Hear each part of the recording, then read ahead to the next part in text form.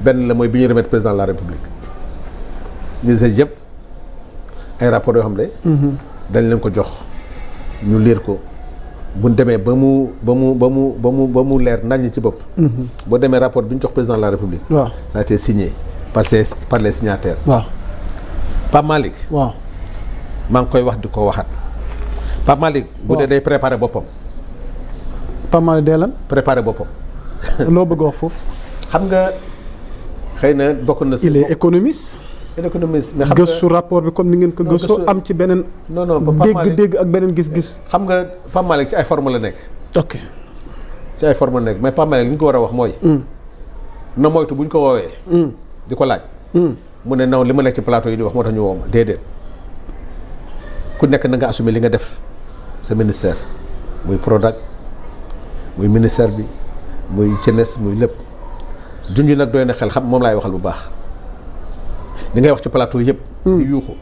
fexeel ba buñ la woowee woowuñu la ndax plateau yi ngay toog woowuñu la ndax li ngay dénoncer. penses-tu qu'il se reproche de quelque chose. si il se reproche des choses quand même il se reproche des choses. xam na ko moom du boppam moom rek moo xam mais xam naa ne 3 cas bi dañ ci plateau bi wax yëpp. am na lu ñuy préparer. ok donc ce rapport là. c'est l'un des plus grands scandales. que le Sénégal n'ait connu. mais nag. daf ñuy jox jàngat bu bëri. parce que ça va rester dans les annales du Sénégal jeexagul de. ok parce que l'argent xam nga Sonko a parlé de falsification des chiffres. de la dette. ñu ne 13 000 milliards. on est à 18 000 milliards. et l'étude qu'on a faite tout dernièrement yaa Moussa di nga fay d'ici 2048 di nga fay 1 million de francs. fu ma koy jële ah di nga fay sa doom bi door a judd sax dina fay. déet. képp ku juddu heure bii ma lay wax ak yow. ba 2048 tu paieras 1 million au lieu de 900 000. yow da nga fay loo xam ne xamoo kan moo ko jël. xamoo naka nañ ko jëlee ak ki laa autorisé. donc. ñoom bu ñuy wax forme. ci rapport bi xam nga lu bëggoon ñu wax. le rapport doy foog nga téye rapport bi. le rapport gaa ngi lay seetaan point par point détail par détail. foo ci toll rek. voilà donc ñu mën a parce que tey moom. waaw foog ñu càmbar li ci biir. ndax xam na loo xam ne xëy na yéen ci seen expérience. ak ci nekkoon député xam mbiru budget ak réew ni muy tëddee. tax na ñu bëgg mu leer.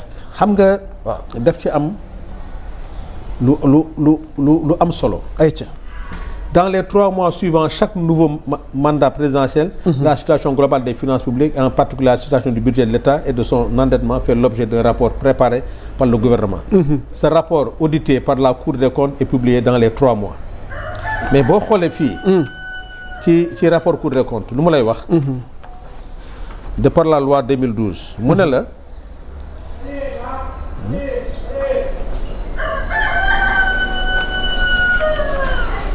La loi 2012 te dit, effectivement, il est là. Cet audit est le premier du genre étant donné qu'en 2019, à la page 7, 1, 2, 3, 4, 5, 6e paragraphe, cet audit est le premier du genre étant donné qu'en 2019, le gouvernement n'avait pas établi le rapport sur la situation des finances publiques. Le gouvernement wax ne def na ko.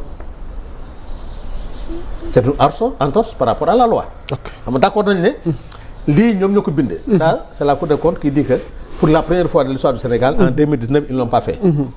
muy benn entorse. nga ñëwaat ci beneen entorse mu ne les dépenses fiscales s'élèvent à 952 milliards. Mais la Cour constate que le rapport du gouvernement n'inclut pas les données relatives aux dépenses fiscales pour l'année 2022-2023. mais lan mooy mais Malick Ndour keneen Aïssata keneen ak keneen kuy wax na nga contredire ce que le cas quand on te dit que la Cour a constaté que le rapport du gouvernement n'inclut pas les données relatives aux dépenses fiscales pour 2 ans 2022-2023 c'est pas de la triche lu ñu nëbb la mooy li Sonko doon wax naan waxuma sax ils ont maquillé mais dañoo nëbb ay données bancaires naka nga yor sa kër yor sa njaboot fu ne nga leb fa te sa njaboot yi ngi fi nekkal. waxloo kenn que ne. amee naa bor fii def naa nii nga dem ci boutique bi. ñu ne Ya Moussa. leb na fi. 40 000 francs wu ration. te waa kër gi gis ñu lu ñuy lekk mais du ñu wax kon kii li mu leb ci boutique bi mais fan la ko dugal. kon dogguma la tuuti am na lu ma bëgg nga illustrer ma ko. Dans le rapport donc il y a plus de 2500 milliards de dettes bancaires sans traçabilité. moom nga bëgg leeral. moom laa bëgg leeral sans traçabilité. Le rapport accablant de la Cour des comptes du Sénégal couvrant la période 2019 ba 2023 dugg 2024 révèle l'existence d'une dette bancaire colossale contractée en dehors des circuits budgétaires officiels. Selon ce document exploité, l'État a accumulé un encours bancaire global de 2517,14 milliards au 31 mars 2024 sans traçabilité dans la comptabilité publique. moom nga bëgg leeral la ni. plus de 2500 milliards sans traçabilité. de dette bancaire. mais comment l'État dans l'autodiscussion financière. mu mun a ay lii moom lu am la loo xam ne kenn du ko wedd. ay mouvement financier kenn du ne amul. mais ay mouvement financier. yoo xam ne. Ya Moussa amul benn traçabilité ba pare su ma la waxee la responsabilité de l'Assemblée nationale est engagée. parce que Ya Moussa c'est l'Assemblée nationale qui évalue les politiques publiques. ça veut dire que l'Assemblée nationale n'a même pas fait son travail. parce que yow miy toog nii ci seen magistère la woon en tant que député. en tant que député. yow da nga fekkee. dama fekkee donc lii xew nii yëpp yow. député nga woon xam nga Ya Moussa. waaw il faut Sénégalais yi ka baalu ñu wax. Ya Moussa ñëw nañu assemblée di xeex ak ñëw suba ngoon Sénégalais yi di ñuy xas ñu ngi assemblée Moussa.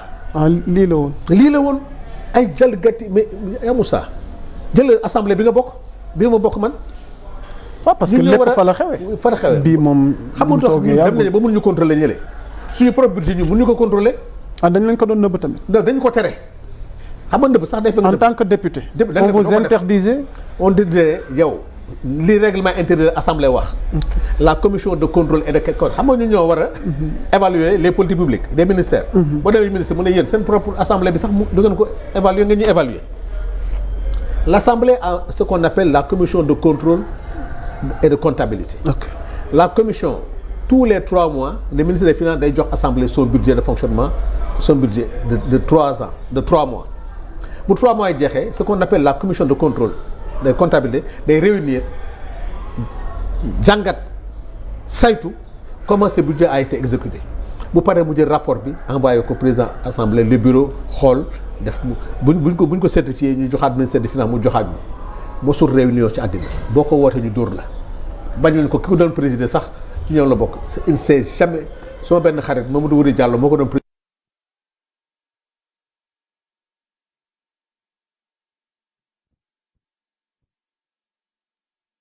politique publique boobu. La loi de règlement nga mën a toog la cour de compte du toog 2 ans 3 ans du def rapport. gouvernement bi ne parce que amuñu personnel. moo indi lii mooy wane ne jalgati bi c'est fait à volonté donc moi je pense que ce pouvoir là. la ñu waroon wax sur la forme. pourquoi Macky Sall en 2019 n'a pas fait ce rapport là envoyé ko à la cour des comptes pourquoi elle l'a pas fait donc ñii bu ñëwee tey di ko def. mais dañuy jubbanti loo xam ne te jubbanti bi. mais wax dëgg yàlla Ya Moussa li fi lire rek xam nga tey problème bi dootul rek député yeeg sénégalais yi de. journaliste xam nañ ko parce que li nga may laaj. 3/4 bi xam nga ko. sénégalais yi xam nañ ko pour la première fois dans l'histoire du Sénégal. ñu ngi débattre sur le rapport de la Cour des comptes.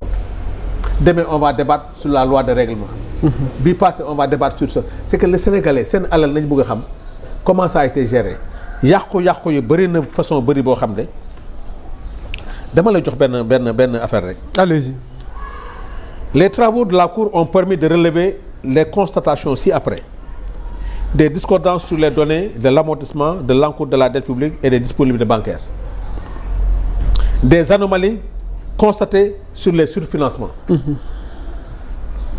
Des pratiques impactant la trésorerie de l'État. Des manquements dans la gestion des dépôts à terme. Un reliquat de l'emprunt obligatoire. Une dette garantie non exhaustive. Une dette bancaire importante contractée hors circuit budgétaire. Mais le circuit budgétaire, mais c'est l'Assemblée nationale. mooy li ma lay wax. borom kër gi dem na lebi te waa këram xamuñu li mu leb fan la ko dugal te tey waa këram ñooy assumer lii moo tax ma ne la 1 million bi ngay fay ak sa doom ak keneen di ko fay. tey war nga laaj Sénégal. man li ngeen may fayloo. fan ngeen ko lebe. ak bi ngeen ko lebe kan nga ko dugal. pourquoi man ñi nga xam ne ñoom laa yónni assemblée nationale ñoo war ma représenté. ñooñu ma interpellé yéen nag ngeen def ba léegi gisu leen ko. comment se fait-il que tey ma war a fay loo xam ne maag samay njaboot xaw ma tàgguwu leen ma parce que muy pour yow ñu tàggu la. du yaa Moussa Sam Jon nañuy wax yaa ñu représenté woon assemblée nationale. boo ma laajee man la ma yëguma ko. parce que man chiffre yi ñu ma woon. kii yi ma indil moom lañ jox Cour des comptes tey nag audit bi moo permettre lii ba nga xam ne tey boo demee tey yaa Moussa mu amaat solo trop. L'absence d'information sur la nature et la destination du matériel à acquérir jënd lañu ay matériel ci seen kii. mais xamuñu ba matériel bi lan la xamuñu destination yi parce que nee naa la on a des budgets programmes. ok xaalis boo leb. am na destination. li leb xaalis amul destination nag mooy ci kees na dem. ci kees donc lii mooy li nga xam ne. en résumé quoi. En résumé parce que vers la fin. waaw tuuti am na lu ma bëgg nga illustrer ma donc en définitive. Il paraît que les travaux de la Cour des comptes sur la situation globale des finances publiques, en particulier l'exécution du budget général et des comptes spéciaux du Trésor ainsi que l'endettement et la trésorerie, présentés dans le rapport du gouvernement, ont abouti aux principales constatations. Donc en résumé. Après nga defal ma ci commentaire leeralal ma constatation yi nga xamante ne tey rapport bi wane na ko mooy il y a eu des tirages sur ressources extérieures supérieurs à ceux affichés dans le rapport du gouvernement. Effectivement mooy laxay. Encours de la dette supérieure à celui figurant au rapport du gouvernement.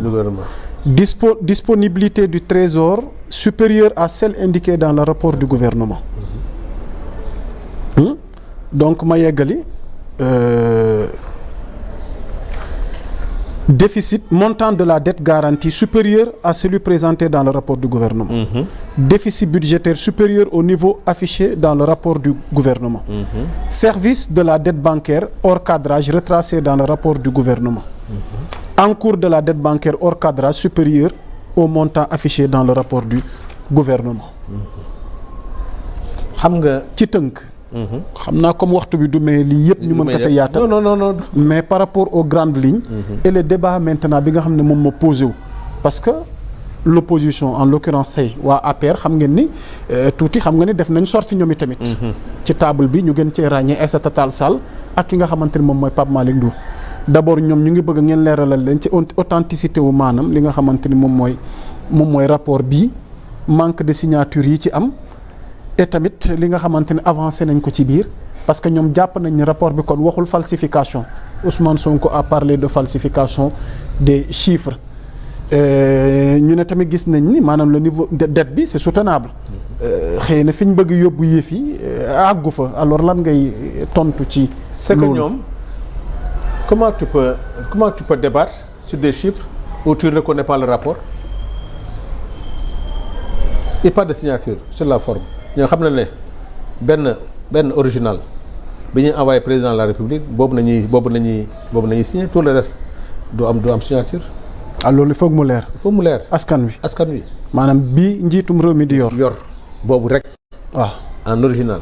boobu la ñuy signé jox ko président de la république. tout le reste c'est comme les documents administratifs yi nga xam ne yu ci bëri tu peux avoir ça au niveau de l'assemblée wala nga am ko. beneen bi mooy. Ousmane Sonko dit que les chiffres ont été falsifiés maquillés ñoom ñu ne amul. lu indi 13 000 milliards ñu on 18 milliards. lan moo indi ñuy dem di leb ci banque yi assemblée yëgu ko. lan moo indi tey yor xaalis boo xam ne tey c'est supérieur à la loi des finances parce que am na xaalis boo xam ne mooy ji nga blanchiment. loolu mooy blanchiment. tey de l'argent est rentré dans le trésor public. te kenn xamul xaalis bu mu jógee dem na ñu saytu nekk gars yi dañoo dem lebi xaalis boobu.